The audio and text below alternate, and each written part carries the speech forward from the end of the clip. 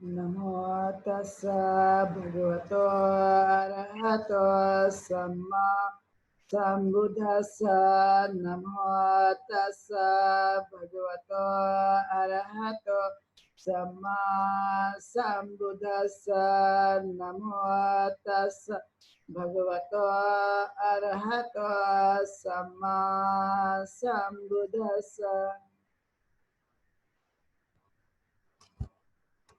आज हम लोग एक महत्वपूर्ण विषय के संबंध में देशना के माध्यम से हम समझने की कोशिश करेंगे। कल हम लोगों ने जिस विषय पर देखा था वो था धम्म संगिनी, जिसमें धम्म से संबंधित चीजों का वर्णन किया गया। चूंकि आज हम देख रहे विभंग, यह अभिधम्म का दूसरा ग्रंथ है और इसमें काफी महत्वपूर्ण बातों का उल्लेख इन अभिधम्म पिटक में आज हम जानते हैं कि अभिधम्म पिटक यह एक प्रकार के तथागत गौतम बुद्ध की उच्च स्तर की शिक्षाएं हैं और इसमें काफी कुछ महत्वपूर्ण उन पहलुओं पर जोर देकर तथागत गौतम बुद्ध ने अपने देशना के माध्यम से मानव को अपने यथार्थ जीवन में किस तरह से अपने चित्त को और चित्त की प्रवृत्तियों को समझ सकते हैं, उस पर उन्होंने अच्छी तरह से जोर देकर समझाने की कोशिश की है। क्योंकि हम जानते हैं कि हमारा जो अस्तित्व है वो नाम रूप का अस्तित्व है। नाम मतलब मन और रूप मतलब दिखने वाला शरीर, जो कि हम लोग इस के माध्यम से अपने आप को समझ सकते हैं। नाम रूप का सामूहिक अस्तित्व ही जिसे हम मनुष्य के रूप में जानते ही है और ये काफी हद तक महत्वपूर्ण है। और इसलिए अभिधम्म का जो दूसरा ग्रंथ है, यह दूसरा ग्रंथ है जिसे हम विभंग के नाम से जानते हैं। यानी विभंग मतलब विभाग। जैसे आपने देखा होगा कि अलग अलग विभाग बनाए जाते हैं और उस अलग अलग विभाग के आधार पर लोग जो है जानने की कोशिश करते हैं। यदि हम वर्तमान में समझे तो ज्ञान के भी अलग अलग विभाग हैं और कार्यों के भी अलग अलग विभाग हैं। और किसी यदि विश्वविद्यालय की भी बात करें तो आपने देखा हो कि वहां पर भी अलग अलग विभाग हैं। तो उसी तरह से मनुष्य का नाम रूप का जो अस्तित्व है, मानव के अंदर भी कई प्रकार के विभाग हैं और उस विभाग को हम अपने माध्यम से समझने की कोशिश कर सकते हैं। क्योंकि हम जानते नहीं है हमारे अपने बारे में और बहुत बार इन चीजों को नहीं जान पाते और समझते नहीं है। और इसलिए उन चीजों को समझना, जानना कि ये किस तरह से अपने जीवन काल में अस्तित्व में आता है। और चूंकि हम जानते हैं कि भारत के अंदर में लंबे समय से रोजी रोटी को लेकर, शिक्षा को लेकर और अनेक प्रकार की समस्या से जूझ रहे समाज को इन सभी चीजों को जानने और समझने के लिए काफी वक्त नहीं मिल पाया। और इसलिए कई बार आपने महसूस किया होगा कि भारत के अंदर में अभिधम्मा की बातें पर जोर ज्यादा नहीं दिया जाता इस बात को लेकर कि क्योंकि हम जानते हैं कि भूखे आदमी को यदि आपने इन सब चीजों को बताने की कोशिश की तो उसके जीवन में कुछ खास महत्व नहीं रह जाता। ऐसी कई प्रकार की धारणाएं हमारे देश के अंदर में होती हैं और उस धारणाओं को जीवन में दूर करने के लिए इस सभी दृष्टिकोण को ध्यान में रखते हुए, चूंकि तथागत गौतम बुद्ध ने प्राचीन काल में अपने समय में उन्होंने इस देशना को दी और यह मानव के अंदर ही अलग अलग प्रकार के विभाग है, अलग अलग के प्रकार की क्षमताएं हैं और उस क्षमता को जानकर हम किस तरह से अंगीकार कर सकते हैं, इस पर उन्होंने बहुत बार जोर देकर भिक्षुओं को और उपासक उपासिकाओं को भी बताने की कोशिश की। और वह शिक्षा आज भी वर्तमान में बहुत ही प्रासंगिक है, बहुत ही काम की है। और इसलिए आज के समय में हमें उसे समझना जरूरी है कि यह कौन सा ज्ञान है जो हमें उच्च स्तर के ज्ञान से परिचित करा सकता है, अपने बारे में जानकारी दे सकता है। तो यह बहुत ही महत्वपूर्ण है। तो जैसे कि हमने देखा कि धम्म संगिनी, जिसमें धम्म का वर्णन किस तरह से वह काम करता है वो हमने देखा है। और उसी तरह से विभंग यानी एक प्रकार का यह वर्गीकरण किया गया और इसके जो भी विषय हैं उन सभी विषयों पर अलग अलग तरह से समझाकर बताने की कोशिश की, जानने की कोशिश की, जो कि बहुत ही जरूरी है। यानी धम्म संगिनी में धम्म का विश्लेषण किया गया और उसी तरह से विभंग में यह विषय वस्तु को 18 प्रकार के विभंगों में विभक्त की गई है। जो विभंग है ये 18 प्रकार के विभंगों में इसे विभक्त कर दिया गया है, जो इस प्रकार है समझने की दृष्टि से।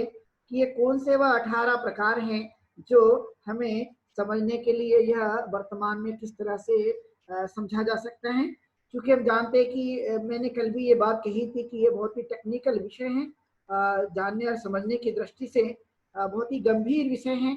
जानने और समझने की दृष्टि से एकाएक इंसान को जल्दी समझ में नहीं आता, लेकिन यदि हमने सक्षमता के आधार पर उसे जानने और समझने की कोशिश की तो इसे हम आसानी से समझ सकते हैं और समझकर इसे ले सकते हैं। तो यह 18 प्रकार के विभंग हैं जो हम इसे समझने की कोशिश करेंगे, जानने की कोशिश करेंगे तो ये आपके समझ में आ सकता है। क्योंकि मैं कल से ही कह रहा हूँ कि काफी टेक्निकल है समझने की दृष्टि से, इसमें काफी व्यापक बुद्धि का इस्तेमाल करना होता है जानने और समझने के लिए। क्योंकि अभिधम्मा की जो कुछ भी बातें हैं मानव से रिलेटेड है और यह एक समझने की दृष्टि से सरल भी और कठिन भी है। डिपेंड करता है कि हम अपने उन क्षमताओं का उपयोग करने की कोशिश करें, जानने की कोशिश करें और उसे हम अपनाने के लिए कोशिश करें। आपने देखा होगा कि जो बातें यदि हमें बहुत ही सरल लगती है तो उसमें इंटरेस्ट बढ़ता है, लेकिन यदि कोई बातें कठिन लगती होगी तो आपने देखा होगा कि उसमें रुचि रह नहीं जाती है, इंटरेस्ट नहीं बढ़ता है। तो अभिधम्मा एक टेक्निकल पार्ट है और इस टेक्निकल पार्ट में बहुत बार ये देखा जाता है कि इसमें रुचि जो है इंसान की बढ़ती नहीं है। यानी जहाँ रुचि हो तो उसे हम जल्दी से समझ सकते हैं, लेकिन जिस जगह रुचि नहीं होती तो मनुष्य को बोरियत महसूस होती है। तो अभिधम्मा भी उस तरह का एक भाग है, लेकिन फिर भी हमें जानने और समझने की कोशिश करना चैलेंज का काम है। और उम्मीद है कि आप इस विषय को गंभीरता से देशना के माध्यम से समझने की कोशिश करेंगे। तो हम जानते हैं कि वह कौन से ऐसे विभाग हैं जिनको हम विभाग यानी विभंग यानी जिसमें ये 18 प्रकार के विभाग दिए गए हैं यानी विभंग दिए गए हैं। उसे जानते पहले, पहला है खंड विभग जिसे स्कंद विभंग के नाम से जानते हैं। दूसरा है आयतन विभंग यानी आयतन विभंग के नाम से जानते हैं। तीसरा है धातु विभंग, धातु विभंग के नाम से जाना जाता है। और चौथा है सत्य विभंग यानी सत्य विभंग के नाम से इसे जाना जाता है। और पांचवा है इंद्रिय विभंग यानी इंद्रिय विभंग के नाम से इसे जाना जाता है। और फिर है छठवा पच्चा कार्य विभंग यानी पच्चे प्रत्येक कार्य विभंग के नाम से इसे जाना जाता है। फिर है इसके बाद में सती पट्ठान जो सातवां है विभंग यानी स्मृति प्रस्थान जिसे कहते हैं। और फिर है आठवां संप्रधान विभाग यानी सम्यक प्रधान विभाग। यह आठवां विभाग है जो हमें समझने में कुछ हद तक सहायता देगा। फिर है इद्दीपाद विभाग यानी जिसे हम पाली में, चूंकि पाली में यह री ऋषि का नहीं होता इसलिए इसे इद्दी कहते हैं और इसलिए हिंदी में जब इसे बदल दिया जाए तो ये रिद्धि बन जाता है।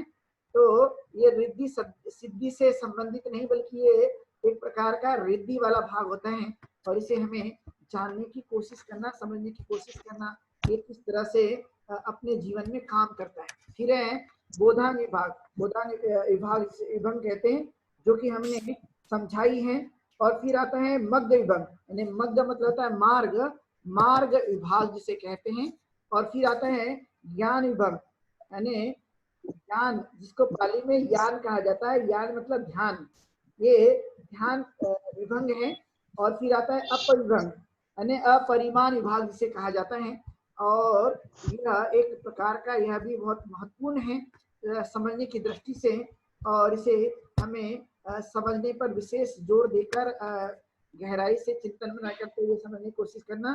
फिर है शिखा पद यानी शिक्षा पद विभंग कहा जाता है। फिर है पटी संविदा विभंग यानी प्रति संविदा विभंग है। फिर है यान विभंग, यान मतलब ही ज्ञान होता है और पाली में चूंकि इसे यान कहा जाता है और यह समझने की दृष्टि से भी बहुत महत्वपूर्ण है। फिर है खुद्दक वत्थु विभंग यानी यह खुद्दक वत्थु विभंग है। और फिर 18 में अंतिम में आता है धम्म हृदय विभंग जिसे हम धम्म यानी मार्ग के रूप में हम जानने की से कोशिश करते हैं जो कि बहुत ही जरूरी है समझने की दृष्टि से। तो ये 18 प्रकार के विभंग है जो अलग अलग तरह से इसे बांटा गया है। चूंकि मानव के जीवन के वह विभाग जो अलग अलग प्रकार से काम करते भी नजर आते हैं और इसे हमें समझने की कोशिश करना, जो कि बेहद दिलचस्पी से हम लोग इसे जान सकते हैं, समझ सकते हैं, और ये टेक्निकल हैं जो हमारे अपने समझने के लिए सहायक हो सकता है। तो पहले हम देखेंगे 5 स्कंदों का विवरण, जिसे हम स्कंद कहते हैं। स्कंद विभाग मतलब जिसमें 5 स्कंद आते हैं, और यह एक प्रकार की मानव के जीवित की एक क्षमताएं होती है। और जीवित रहते समय हमने महसूस किया है कि इसमें जिसे हम नाम रूप के नाम से जानते हैं, एक सामूहिक जीवन मानव का यह होता है, जिसमें रूप, वेदना, संज्ञा, संस्कार और विज्ञान पाया जाता है। जिसे हम नाम रूप के सामूहिक रूप से यदि हम देखें तो इसे हमें पंच स्कंद के नाम से जाना जाता है। और आपने देखा होगा कि यहाँ पर रूप मतलब दिखने वाला शरीर है, जो सब लोग जानते हैं, यह भी 4 तत्वों से मिलकर बना होता है। और इसके बाद में वेदना, संज्ञा, संस्कार और विज्ञान, यानी पहले रूप, वेदना, संज्ञा, संस्कार और विज्ञान, इसे हम पंच स्कंद के नाम से जानते हैं। और यह एक प्रकार के मानव का सामूहिक नाम है, यानी मनुष्य का जो अस्तित्व है, यह अस्तित्व हमारे नाम और रूप पर ही निर्भर करता है। और नाम और रूप का ये अस्तित्व जो है मनुष्य के रूप में हम लोग इसे जानते हैं, समझते हैं। और ये इसके बिना मनुष्य का सामूहिक जीवन संभव नहीं है, और सामूहिक जीवन के बिना मनुष्य का जीवन भी संभव नहीं है। तो इस तरह से यह काम करता है, और सभी तत्व जो हैं इसमें निहित होते हैं। और इसलिए इसे पाली भाषा में इसे पंचखंदा यानी पंच स्कंद जिसे कहते हैं, और इसे रूप खंडों कहा जाता है, वेदना खंडों कहा जाता है, संज्ञा खंडों कहा जाता है, संखार खंडों कहा जाता है, और विज्ञान खंडों कहा जाता है। यानी इसे पाली में इस तरह से नाम दिया गया है। पंच स्कंद है, रूप स्कंद है, वेदना स्कंद है, संखार स्कंद है, और विज्ञान स्कंद है। ऐसा इसे पाली में कहा जाता है, जो समझने की दृष्टि से एक सहायक के रूप में हम इसे जान सकते हैं। और फिर कहा गया कि व्यक्ति के बाहर और भीतर का भी हो सकता है।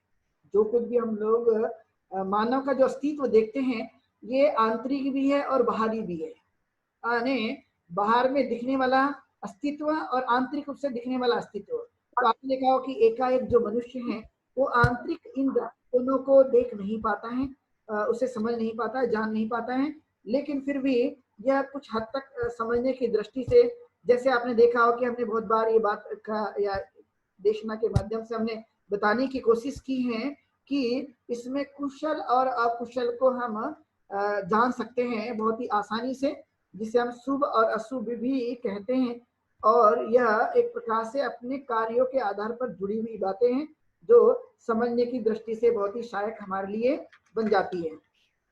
अब हमने ये महसूस किया होगा कि बहुत बार ये हम इनके आधार पर, अपने स्कंदों के आधार पर अपने सामूहिक रूपों को अस्तित्व में लाते हैं, और वह कार्य भी करने लगते हैं। और इस तरह से यह स्कंद जो है काम करना शुरू करता है। और जिससे हमने प्रतीक समुद्रवाद के समय में और अष्टांगिक मार्ग, और हमने इसको अच्छी तरह से समझने की कोशिश विस्तृत रूप से, तो इसे हमें ज्यादा और भी इसे विस्तृत रूप से जब हमने समझा है, तो और भी ना समझते हुए हम आगे बढ़ने की कोशिश करेंगे। तो फिर आता है सेकंड, आयतन विभाग। ये आयतन जो है 12 प्रकार के आयतन होते हैं, और इस 12 प्रकार के आयतनों में यह इस प्रकार इसका उल्लेख किया गया है, जो है चक्षु आयतन, दूसरा है रूप आयतन, तीसरा है स्रोत आयतन, और इसके बाद है शब्द आयतन, और फिर है घान आयतन, फिर है गंध आयतन, जिह्वा आयतन, और रस आयतन, और काय आयतन, और स्पष्ट आयतन, और मन आयतन, और धर्म आयतन, धर्म आयतन जिसे कहते हैं। ये ऐसे 12 प्रकार के आयतन होते हैं। यानी चक्षु, हमने देखा कि चक्षु का जो आयतन है, हमने देखा है कि स्वभाव उसका होता है, वो देखने का काम करता है। जिससे कि हम जानते ही है, नॉर्मली रूप से भी, सामान्य तौर से भी हम जानते ही है, समझने की दृष्टि से बहुत कठिन नहीं है कि आंखों का जो विषय है वो देखना होता है, रूप का जो है वह अनुभव लेना होता है। जिससे कि हमने देखा है कि रूप का एक विषय है जो देखने का हमें अपने माध्यम से उसे देखने की हम कोशिश करते हैं। और रूप जो है ये एक प्रकार का अस्तित्व है, जैसे कि हम जानते हैं कि रूप जिसमें मिट्टी, हवा, पानी और उष्णता होती है, ये इसका एक अपना खुद का महत्व है। और फिर है स्रोत, यानी सुनने वाली बातें, हम कान के माध्यम से सुनने की कोशिश करते हैं। मतलब सुनने का जो स्रोत है वो हमारे कान के पास होता है। और आपने देखा हो कि हम जो कुछ भी ग्रहण करते हैं वो ग्रहण करने के लिए हमारे कानों को खुला रखना है, यानी कानों के माध्यम से हमें सुनने की कोशिश करना है। यदि काम करना बंद कर दे तो स्वाभाविक है कि हम सुन नहीं सकते हैं। तो ये सुनने का काम हमारा यह कहता है कान करता है, लेकिन इसके लिए कान के लिए शब्द का होना जरूरी है। बिना शब्द का वह कुछ भी ध्वनि उसमें निर्माण नहीं हो सकती। तो ध्वनि के लिए शब्द का होना जरूरी है, सुनने के लिए शब्द का होना जरूरी है। बिना शब्दों के सुना नहीं जा सकता। उसी तरह से घान है, यानी जो कुछ भी घान मतलब जैसे कि नाक है, तो हमने देखा कि नाक का जो विषय है, आयतन जो है वो है गंध लेना। यानी बिना नाक के हम गंध नहीं ले सकते। यानी नाक बंद हो गई तो गंध का लेना काफी मुश्किल है। जीवा से और कान से हम लोग अपनी गंध को नहीं ले सकते, चाहे वो किसी भी प्रकार का यह गंध हो, लेकिन वह लेने का काम करेंगे। तो जैसे कि हमने जीवा आयतन है, तो जीवा का जो काम है, हमने देखा कि रस लेना, यानी एक प्रकार से कहो तो टेस्ट लेना। रस हम लोग लेते हैं, जैसे कि आपने देखा खट्टा है कि मीठा है कि नमकीन है, और भी न जाने क्या क्या चीजें हैं। जैसे आपने देखा होगा कि कड़वी चीज यदि हमारे जीभ के ऊपर में आ गई, तो जब कड़वी चीजें जैसे हमारी जीभ में आ जाती हैं तो तुरंत जो है हम लोग वोमिटिंग करने लगते हैं, या हमारी जीभ जो है एक्सेप्ट नहीं करती है। चाहो आपको पता नहीं है, लेकिन जीभ जो है उसको ग्रहण नहीं करेगी। इवन आपने ये देखा होगा कि कई बार आपने जाने अनजाने में यदि हमारे शरीर के भीतर केस चले जाए तो केस को भी हमारी जीवा जो है वो एक्सेप्ट नहीं करती है। यानी ऐसी कई प्रकार की चीजें हैं जो हमारे जीवा के माध्यम, जीव का जो कार्य है वो रस का प्रदान करना। उसी तरह से काया, तो काया का जो आयतन है, काया का जो हम विषय देखते हैं, तो हमने जाना है कि ये इस एक प्रकार का स्पर्श है, यानी स्पर्श के माध्यम से उसे हम जानने की कोशिश करते हैं। और फिर है मन का आयतन, तो मन के माध्यम से हम बहुत सारी कुछ चीजों का अनुभव करते हुए, अलग अलग इंद्रियों के माध्यम से विषय वस्तु को जानते हुए हम एक प्रकार से उस स्वभाव धर्म को जान लेते हैं, और वो चेतना के आधार पर उसे हम समझने की कोशिश करते हैं। वह एक प्रकार की हमारे लिए काम करती है, और ये मनुष्य के लिए बहुत ही सरल एक प्रकार का विषय है। आयतन के रूप में इस तरह से अलग अलग जो कुछ भी इंद्रियां हैं, और उस आयतन के आधार पर वो काम करने की कोशिश करता है। इसके आगे है धातु विभाग, विभंग, यानी धातु का विभाग जिसे कह सकते हैं। तो 18 प्रकार की धातु होती हैं जो इस प्रकार है, जिसे हम पृथ्वी धातु कहते हैं, जल धातु कहते हैं, तेज धातु कहते हैं, वायु धातु कहते हैं, आकाश धातु है, विज्ञान धातु है, और सुख धातु है, दुख धातु है, और सोमनस्य धातु है, और दोमनस्य धातु है, और अपेक्षा धातु है, और अविद्या धातु है। ऐसी 18 प्रकार की धातुएं होती हैं। और फिर एक काम धातु, व्यापाद धातु, और विहिंसा धातु, निकम्मता धातु, और अपवाद धातु, और अविस्सा धातु, यानी इस प्रकार की 18 प्रकार की ये धातु हैं। तो इस तरह से ये धातुओं का अपना अपना आपने देखा कार्य क्षेत्र होता है, अलग अलग प्रकार के ये काम करते हैं, और अलग अलग समय में यह अपनी उस स्थिति को जानने और समझने की दृष्टि से भी हमने देखा है कि किस तरह से मनुष्य का अस्तित्व है और यह किस तरह से काम करता है। जैसे कि आपने देखा होगा कि 18 प्रकार की धातु है, और 18 प्रकार की धातुएं कहीं एक दूसरे के साथ में संबंधित है, कोई भी एक दूसरे से अलग नहीं है। यानी दुनिया जितनी बनी है, जिसे हम छोटे छोटे अणु और परमाणु के नाम से जानते हैं, जो हमारी आंखों से भी दिखाई नहीं देते हैं, ऐसे कई छोटे छोटे अणु और परमाणु है जिसपे वैज्ञानिकों ने भी बहुत काम करने की कोशिश की, और उनमें अणु और परमाणु को खोजकर भी निकाला। जैसे हम देखें तो यदि हम सूर्य के बारे में जब हम लोग जानने की कोशिश करते हैं, तो आपने एक अंदाज लगाया होगा समझने की दृष्टि से इसे ले, तो आपने देखा कि सूर्य जो है एक प्रकार का हीलियम और ये हाइड्रोजन और हीलियम गैस का एक प्रकार का ये मिश्रण का अस्तित्व है, और वो हमें दिखाई देते हैं। और यदि हम बाकी के और भी ग्रहों का अध्ययन करें तो हमने देखा कि ये किस तरह से अस्तित्व में आता है। तो हर चीज के लिए आपने देखा कि एक धातु का अपना एक अस्तित्व है, और ये धातु अपने उस अस्तित्व के आधार पर काम करने की कोशिश करती है। तो चाहे वह पृथ्वी धातु हो, चाहे फिर वह तेज धातु हो, चाहे फिर जल धातु हो, ये अलग अलग प्रकार से जो कुछ भी 18 प्रकार की धातु का जो उल्लेख इसमें आया है, वो अपने अपने अनुसार काम करने की कोशिश करते हैं, और उन सबका अस्तित्व और एक दूसरे के साथ मनुष्य का और ये सभी चीजों का एक दूसरे के साथ में बड़ा घनिष्ठ संबंध है, वह हम एक दूसरे को कभी भी अलग नहीं कर सकते हैं। और इसलिए हम देखा है कि ये सामूहिक जो कुछ भी अस्तित्व है मनुष्य का, वो इस तरह से काम करता है। और उस समय जो कुछ भी हम लोग जिन चीजों की तीव्रता पाई जाती है, उस तरह से वो धातु जो है अपना काम दिखाने में एक प्रकार से वह अग्रणी बन जाती है और इस तरह से काम करती है। इसके बाद आता है सत्य विभम, यानी सत्य मतलब होता है सत्य, यानी सत्य मतलब जैसे कि हम जानते हैं कि 4 आर्य सत्य है, यानी 4 आर्य सत्य जिसमें हमें दुख समुदय कहते हैं, यानी दुख आर्य सत्य, दुख सत्य, दुख आर्य सत्य और दुख निरोध सत्य, और जिसे हम अष्टांगिक मार्ग के नाम से जानते हैं। यदि हम हिंदी में इसको समझे सरल भी भाषा में, यानी दुख है, दुख का कारण है, और दुख निरोध है, और दुख निरोध का उपाय है, जिसे हम अष्टांगिक मार्ग के नाम से जानते हैं, जिसे हमने बहुत ही डिटेल और अच्छी तरह से देशना के माध्यम से हमने समझने की कोशिश की है, बहुत ही गहराई से जानने की कोशिश की है। और अलग अलग जो कुछ भी हमारे अष्टांगिक मार्ग का जो कुछ भी अंग है, उसे भी हमने अलग अलग रूपों में समझने की कोशिश की है। तो दुख है, दुख का कारण है, और दुख निरोध है, और दुख निरोध का उपाय है। तो कभी कभी ये महसूस किया जाता है कि भाई संसार में दुख है तो ये क्या निराशा दुख की तरफ तो हमको लेकर नहीं जाता, लेकिन दुख है ये तो वास्तविकता है, नहीं कोई ना कोई कारण जरूर होगा, यानी बिना कारण के दुख को हम लोग नहीं समझ सकते, यानी दुख का कारण कोई ना कोई है। तो क्या ये दुख भी जो है हमेशा वैसा ही रहने वाला, इसका कोई उपाय नहीं है? तो इसका निरोध मतलब दूर किया जा सकता है इसे, और दूर करने का जो उपाय है जिसको हम अष्टांगिक मार्ग कहते हैं, यानी सम्यक दृष्टि, सम्यक संकल्प, सम्यक वाचा, सम्यक कर्म, सम्यक आजीविका, सम्यक व्यायाम, सम्यक सती और सम्यक समाधि, यह हमारे लिए 8 प्रकार के यह अष्टांगिक मार्ग हैं, और यह समझने की दृष्टि से बहुत ही महत्वपूर्ण है। और इसलिए इसे हमें जानने की कोशिश करना, जो कि हमने बहुत ही देशना के माध्यम से बहुत ही गहराई में इसे हमें समझने की कोशिश की है, जो कि बहुत ही महत्वपूर्ण है।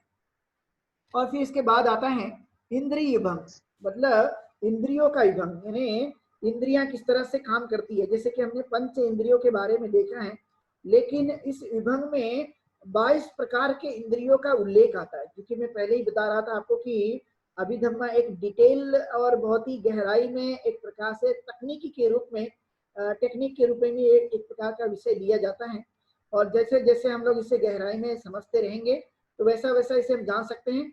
तो इसमें 22 इंद्रियों का वर्णन किया गया है, और 22 इंद्रियां जो हैं वो किस तरह से हमारे लिए काम करती हैं, क्योंकि हम जानते हैं कि यह एक बड़ा महत्वपूर्ण है। तो 22 इंद्रियों में जैसे कि हम जानते हैं कि चक्षु है, स्रोत है, घ्राण है, जीवा है, ये हमने देखा ही है, और फिर काय है और मन है, यानी मन और काया, और फिर जिसमें एक प्रकार के जैसे हमने देखा है कि स्त्रीत्व के गुण पाए जाते हैं और पुरुषत्व के गुण पाए जाते हैं, यानी कोई पुरुष होता है और कोई स्त्री होती है, यानी मेल होता है, कोई फीमेल होता है, हमने ये देखा ही है।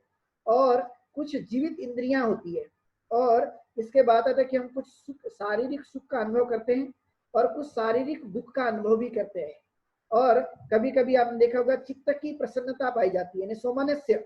सोमनस्य का मतलब होता है प्रसन्नता। और एक और शब्द आपने देखा होगा, अधिकतर आपको ये पाली में जब उपयोग किया जाता है तो सोमनस्य और दोमनस्य ऐसे आप शब्द का इस्तेमाल करते हुए पाए होंगे बहुत बार गाथाओं के रूप में भी। तो सोमनस्य का मतलब होता है प्रसन्नता, आनंद, और दूसरी तरह से दोमनस्य का मतलब जैसे कि खिन्नता है या दुख है, तो चित्त की प्रसन्नता होती है और चित्त की खिन्नता भी पाई जाती है, वह अलग अलग रूपों में आपने जैसे कि देखा है। फिर है उपेक्षा, कि चित्त में कभी कभी इस तरह की प्रवृत्तियां बन जाती कि शोक भी नहीं होता, दुख भी नहीं होता, और कभी हम लोग न सुख होता है न दुख होता है, इस तरह की अवस्थाएं हैं जो हमने ब्रह्म विहार के समय में हमें इसे जानने की कोशिश की है। बहुत ही डीप हमने एक विश्लेषण किया था, और उस विश्लेषण में हमने इसको बहुत ही गहराई से जानने और समझने की कोशिश की थी। चूंकि ये हम लोग इसको उपेक्षा भाव को भी हमने बहुत गहराई से जानने की कोशिश की है। और फिर इसके बाद आता है श्रद्धा। कि श्रद्धा के समय भी जो कुछ भी हमारी इंद्रियां काम करती हैं, तो इससे श्रद्धा को भी हमने बहुत ही गहराई से समझने की कोशिश की है। फिर आता है, क्योंकि 5 नैतिक इंद्रियां हैं मानव के जीवन के लिए, और ये 5 नैतिक इंद्रियों में पहले है श्रद्धा, दूसरा है वीर्य, जो वीर्य को भी हमने बहुत ही डीप में समझने की कोशिश की है। जब हम लोगों ने पारमिताओं को देखा था, तो 10 पारमिताओं में इसका भी हमने एक बहुत ही गहराई से इसको देखने की कोशिश की थी। फिर है स्मृति, और फिर समाधि, और फिर है प्रज्ञा। इन सबको हमने बहुत ही गहराई से देखने की कोशिश की है। यानी श्रद्धा, वीर्य, स्मृति और प्रज्ञा, जो सब कुछ है, यह एक प्रकार का हमारे लिए वह काम करता है।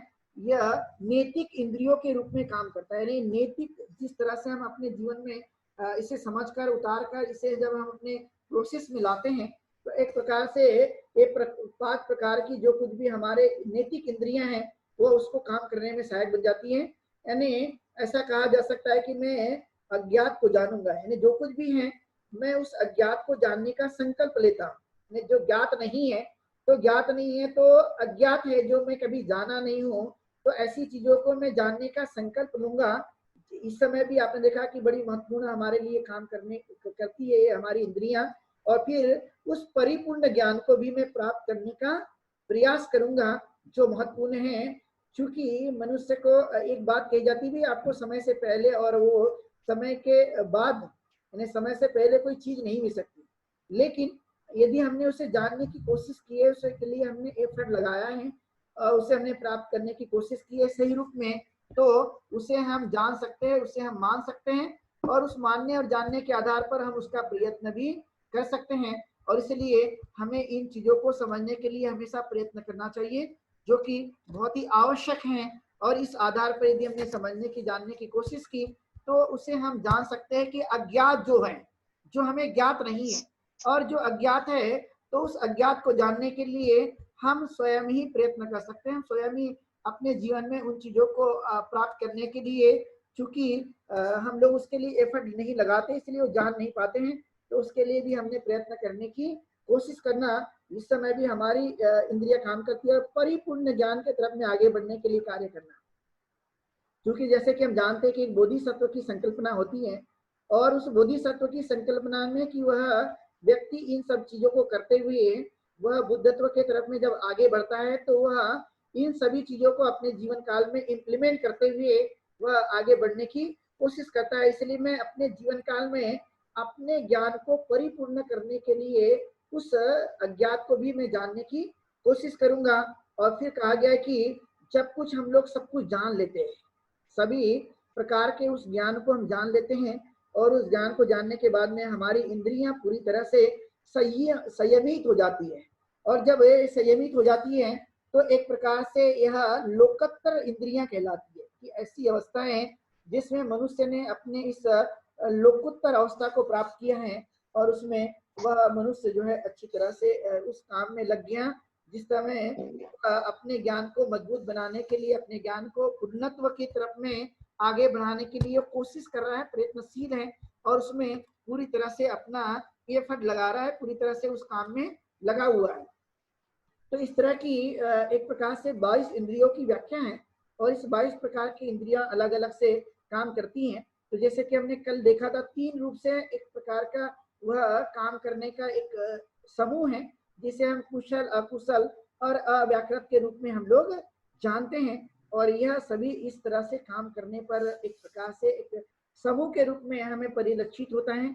क्योंकि हम इस पर जोर नहीं देते, और इसलिए कभी कभी हमें ये समझ में नहीं आता। तो आपने देखा हो कि एक बड़ा भ्रम होता है, जैसे कि आपने देखा हो कि संन्यास की संकल्पना को लेकर, या प्रवज्जा, या प्रवज्जा की संकल्पना को लेकर, या गृह त्याग की संकल्पना को लेकर आपने एक महत्वपूर्ण बात देखी होगी, कि जैसे कि आप देखते हैं कि यदि हम वैदिक और हिंदू दर्शन की यदि थोड़ी बहुत भी बात करें, तो आपने देखा हो कि उसमें बात जो कही गई है कि भाई जब बूढ़ा हो जाए आदमी, तब उन्होंने संन्यास ग्रहण करना चाहिए। लेकिन ठीक बुद्ध धर्म में तथागत गौतम बुद्ध ने शुरुआती दौर से ही प्रवज्जा और गृह त्याग पर जोर देने की बातें कही है। और उन्होंने कहा कि यदि 7 साल की उम्र हो जाती है, तो 7 साल की उम्र के उपरांत जो है, कोई भी व्यक्ति अपना गृह त्याग कर सकता है, और अपने आचार्य के पास रहकर वो उन सभी बातों को जानकर समझकर अपने चित्त प्रवृत्तियों को वह बढ़ा सकता है और उसे अपने जीवन काल में संयम प्राप्त कर सकता है। और इसलिए आपने देखा होगा कि तथागत गौतम बुद्ध को जब ज्ञान की प्राप्ति हुई तो उस समय की जो उनकी आयु है गृह त्याग करते समय 29 वर्ष की, और ज्ञान प्राप्ति की जो आयु है हमने देखा है कि 35 वर्ष की थी। यानी ज्ञान की परिपक्वता या पूर्ण ज्ञान की प्राप्ति के लिए जरूरी कि बहुत बूढ़ा होना चाहिए, या हम हमारी जब इंद्रियां शिथिल हो तब हमने प्रयत्न करना चाहिए। ऐसा कुछ भी नहीं है। अपनी इंद्रियों को हम लोग यानी मन का वाचा से जो कुछ भी हम लोग कार्य करते हैं और जो कुछ भी स्वभाव धर्म बताया गया अपनी इंद्रियों का, वो किसी भी उम्र में हम संयम करके उन चीजों को हम लोग प्राप्त कर सकते हैं। इसलिए जब अंतिम में हमने देखा है कि ये सब चीज अपनी इंद्रियां काम करने लगती हैं, तो उस समय की जो कुछ भी अवस्था होती है जिसे हम लोकोत्तर इंद्रिय चित्त की अवस्था कहते हैं, यानी उस समय हमारी इंद्रियां जानकर समझकर कार्य करती हैं और वह श्रेष्ठ अवस्था है। और उस श्रेष्ठ अवस्था को ही हम एक प्रकार का एक उत्कृष्ट यानी जो कुछ भी पूर्णत्व का ज्ञान की प्राप्ति कहते हैं वो होता है। और इसलिए तथागत गौतम बुद्ध ने स्वयं अपने आप के बारे में कहते हुए उन्होंने कहा था कि मैं भी एक प्राकृतिक पुत्र हूँ, यानी मुझे किसी ने ऐसा बनाकर कोई छोड़ नहीं दिया है, मैं भी वह व्यक्ति हूँ, मुझे भी वह जन्म मिला है माँ के कोख से ही, और मैंने वो जन्म लेने के बाद इन सब चीजों के लिए मैंने प्रयत्न किया और प्रयत्न करने के बाद में मैंने इन चीजों को अपने जीवन काल में उतारने की कोशिश की है और मैं बुद्ध बना हूँ। और फिर आता है पच्चयाकार विभम। ये पच्चयाकार विभम है जिसे प्रतीक समुत्पाद का विवरण है। इसमें जो हमने बहुत ही महत्वपूर्ण इस विवरण को देखा है जिसे हम अनुलोम और प्रतिलोम के माध्यम से जानते हैं। यानी अविद्या पच्चया संखारा, संखारा पच्चया वियान, वियान पच्चया नाम रूप, नाम रूप पच्चया सड़ायतन, सड़ायतन पच्चया फस्सो, फस्स पच्चया वेदना, वेदना पच्चया तन्हा, तन्हा पच्चया उपादान, उपादान पच्चया भव, भव पच्चया जाति, जाति पच्चया जरा मरण शोक परिदेव दुख दोमनस्य जिसे कहा जाता है। तो ये महत्वपूर्ण बातें हैं जिसे हमें समझने की कोशिश करना। तो ये हमने अविद्या के कारण सभी चीजें आई हैं और हमने प्रतीक समुत्पाद को भी बड़ी अच्छी तरह से हमने समझा है। और इसलिए इसमें 12 निदानों की चर्चा की गई है, 12 निदान की व्याख्या की गई है और इसलिए इसे पच्चयाकार विभम कहते हैं। प्रतीक समुत्पाद का जो है यह विवरण है और बहुत अच्छी तरह से इसमें बताया गया है। कभी कभी आपने देखा हो कि हम जान नहीं पाते कि प्रतीक समुत्पाद का वर्णन हमें कहाँ मिलता है।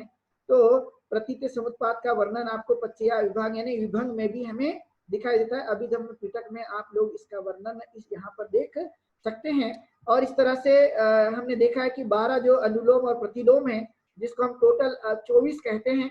और 24 यानी एक का यदि हमने एक से दूसरा उत्पन्न हो जाता है, लेकिन एक का यदि हमने निरोध कर दिया तो दूसरा उत्पन्न नहीं होता, और जब दूसरों का निरोध कर देते हैं तो तीसरा उत्पन्न नहीं होता। और इसलिए कहा जाता है कि एक प्रकार का ये भव चक्र है और इस भव चक्र में मनुष्य के लाइफ साइकिल का वर्णन किया गया है, मनुष्य के जीवन का वर्णन किया गया है।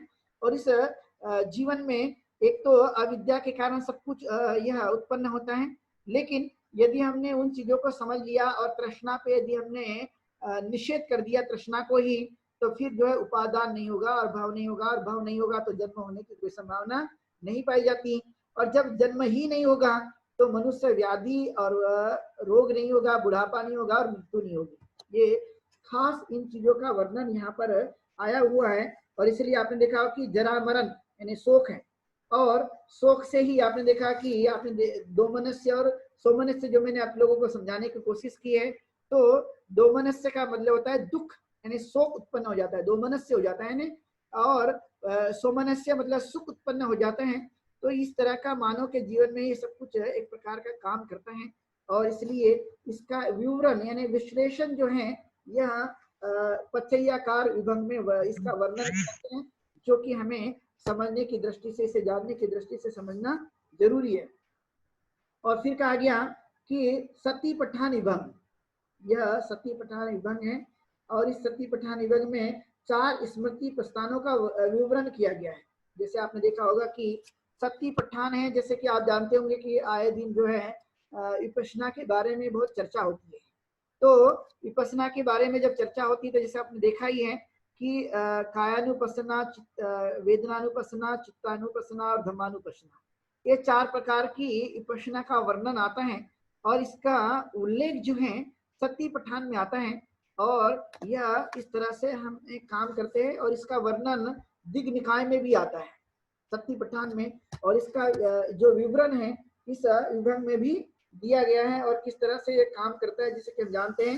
यानी मनुष्य की कुशल, अकुशल और अव्याकृत जो प्रवृत्तियां हैं 3 तरह की, वो इसमें समाहित हैं और इसका विवरण भी इस जगह किया गया, जो कि बहुत ही महत्वपूर्ण है।